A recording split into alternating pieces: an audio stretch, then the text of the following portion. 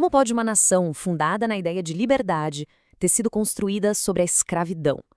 Parece que não faz sentido, né? Bom, hoje a gente vai fundo nesse que é o grande paradoxo no coração da história americana. Uma contradição que, olha só, começa justamente no seu documento mais famoso. Então, vamos começar com as palavras que praticamente definiram uma nação inteira. Elas são da Declaração de Independência, sabe? Aquela assinada em 4 de julho de 1776. E a promessa ali era de um mundo completamente novo. São palavras com uma força incrível, né? A ideia é que a liberdade não é um presentinho de um rei, mas sim um direito que já nasce com a gente. Um ideal, nossa, tão radical que inspirou movimentos de liberdade no mundo todo. Só que tinha um problema bem grande, na verdade. Pois é, por trás desse ideal tão bonito, tinha uma realidade bem dura. No exato momento em que essas palavras sobre liberdade eram escritas, 1 em cada 5 pessoas na nova nação simplesmente não era livre.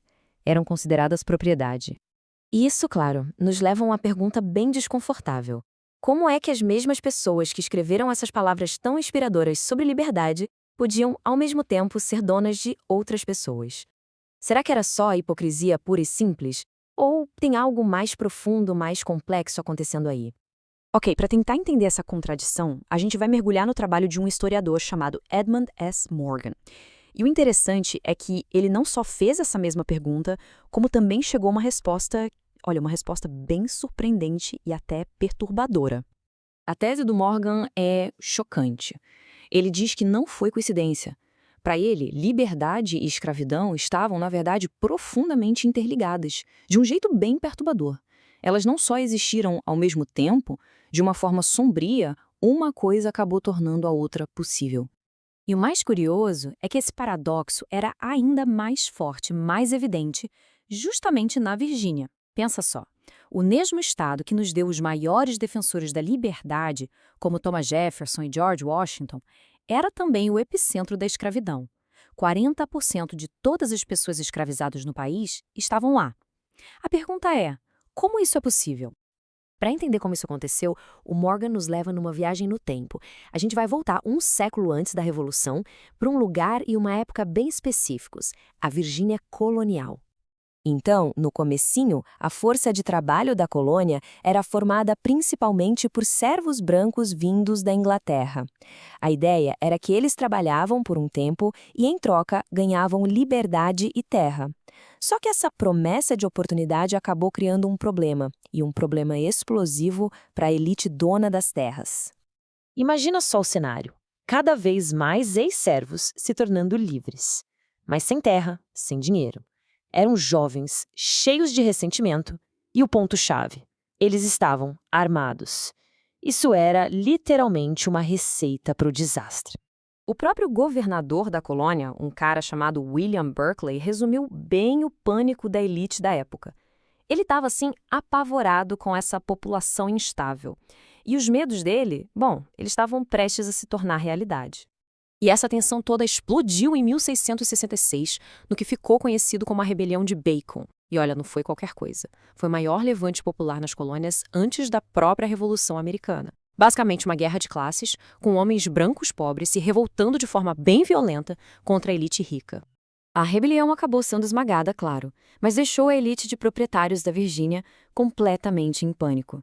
E aí, segundo a análise do Morgan, para garantir que uma coisa dessas nunca mais acontecesse, eles encontraram uma solução. Uma solução que ia mudar para sempre o curso da história americana. E aqui está o ponto central do argumento dele. A elite da Virgínia tomou uma decisão: substituir deliberadamente os servos brancos, que eram temporários e podiam ter armas, por africanos escravizados, que eram permanentes e podiam ser mantidos desarmados. Essa troca radical resolveu o problema deles com as rebeliões de classe. E essa mudança foi consolidada com leis brutais. Uma lei de 1669, por exemplo, dizia que matar uma pessoa escravizada durante uma correção não era crime. A lógica por trás disso é assustadora. A lei partia do princípio que ninguém ia destruir a própria propriedade de propósito. Ou seja, eles eram legalmente definidos como coisas e não como pessoas. Então, nas décadas seguintes, o sistema de trabalho da Virgínia se transformou da água para o vinho.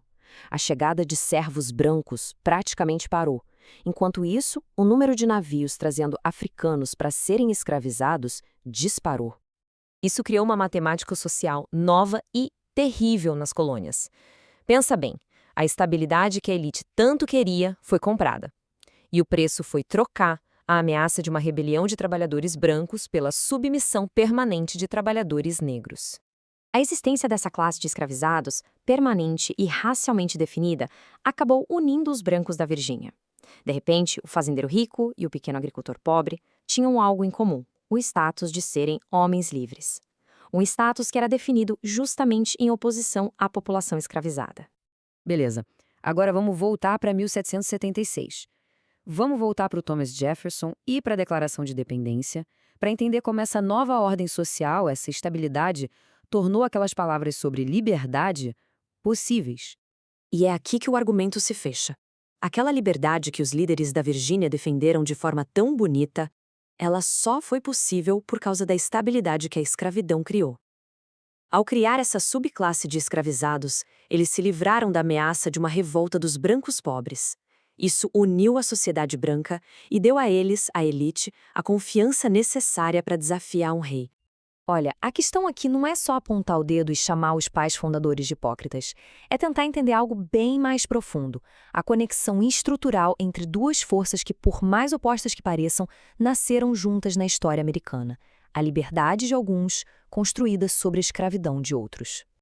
Entender esse paradoxo é, na verdade, fundamental para a gente entender a história dos Estados Unidos. É uma contradição que ecoa através dos séculos, sabe? Desde a Guerra Civil até a luta pelos direitos civis e chegando até nas tensões que a gente vê até hoje. E isso tudo nos deixa com uma pergunta final, bem provocadora. Os ideais de liberdade que a gente tanto valoriza, muitas vezes nascem de realidades bem sombrias e complexas. Então, fica a pergunta: qual é o preço oculto da liberdade? Uma questão que com certeza continua a ressoar forte até hoje.